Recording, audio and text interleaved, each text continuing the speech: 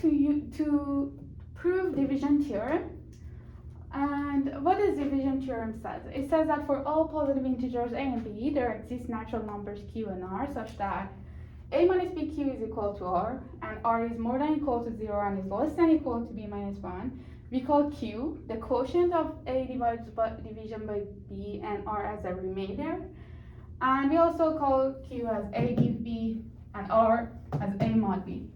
It says that use well ordering principle for proving this theorem. So first of all, let's see what a well ordering principle says. It says that well ordering principle. It says that for any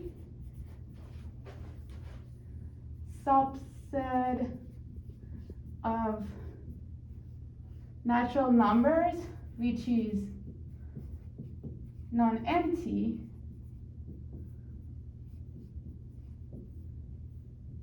it has a smallest element. Okay, so natural numbers start from 0, right? It says that for any subset I'm considering here, it has a smallest value, whatever subset it is, right? Can be, I don't know, whatever, right? It has a smallest value. And we are going to use this and relate this to that, but before that, let's try to write it using mathematical expressions. So for any s which is subset of natural numbers and non-empty, I can conclude that there exists some value x in S such that for any other element that I consider in S, x is more than equal to y, right? And that is the smallest value. Y equal because the set might only have one element, right?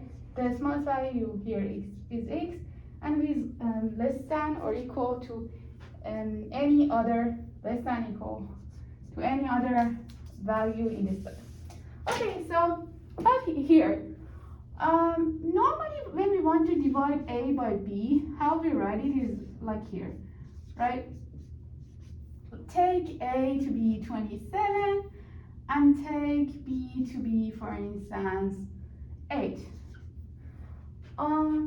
We simply write it as 8 multiplied by 3 plus 3, right? R is here 3 and Q here is 3 as well. This is the smallest value that we can write. But how else we can write 27 divided by 8? We can write it as this, right? Plus 11. We can also write it as plus, right? These are different types that we can write.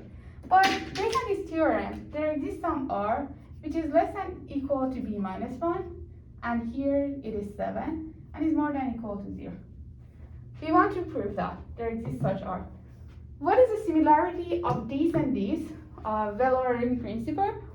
We can think of all the elements that we can write here as the values that R can take, right? We can create a set out of that. And out of that set, we can say that there exists a smallest value in that set such that this condition holds for that.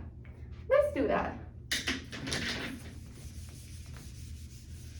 Let's create a set S that contains all the elements that this R can take, right? How we write R? It is A minus BQ. But I write A minus BX because we actually are not using the actual Q here, right? Q here was 3 and R here was 3. I'm writing this because I'm not referring to the actual R and actual Q. So I can write it as this form, right? Such that these X values are in the integers similar to Q, and A minus Bx is more than equal to 0.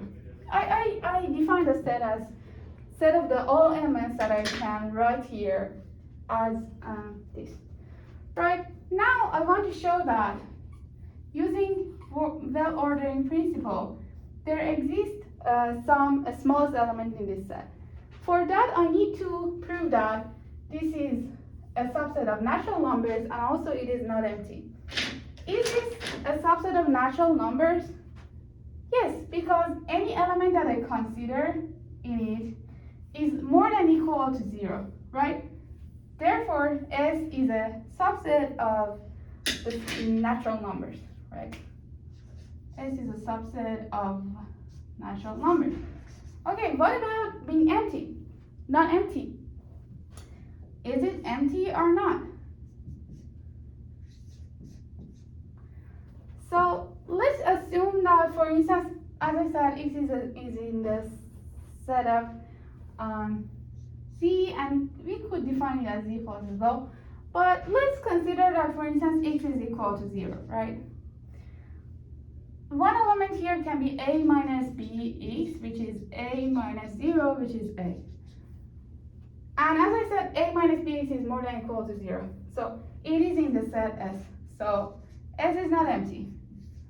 Okay, I proved that S is a subset of natural numbers. It is also not empty. So I can conclude that there exists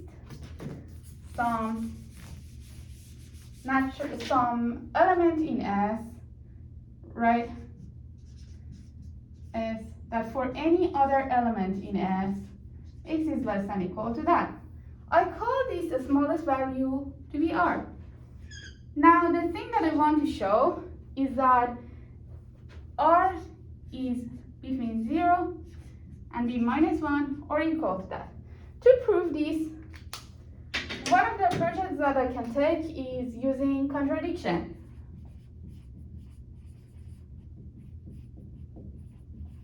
So what I will do is, assuming that the negation of this is correct. What is this negation? Is R is more than or equal to B, right? Because it says that R is more than or equal to 0 and less than B, or less than or equal to B minus 1. I consider that R is more than or equal to B. And if I get a contradiction from here, from this assumption that I made, then I can say that this is correct, right? Okay, so R is more than or equal to B. What we can do here is actually, let's do this. Take B out of each part. I can still do that, right?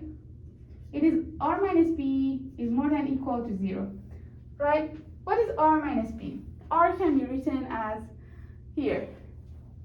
R minus B is more than or equal to 0. I wrote R as A minus BQ minus B. Let's simplify that. It is A minus B Q plus 1, right? More than or equal to 0. I said that all the elements of this set are in this form, right? A minus Bx. This is in this form, right? So this element is also in set S. Yet it equals R minus B, so it is less than R. But my assumption was actually R is the smallest value in this set. So that's a contradiction, right? Contradiction, because I assume that R is the smallest value.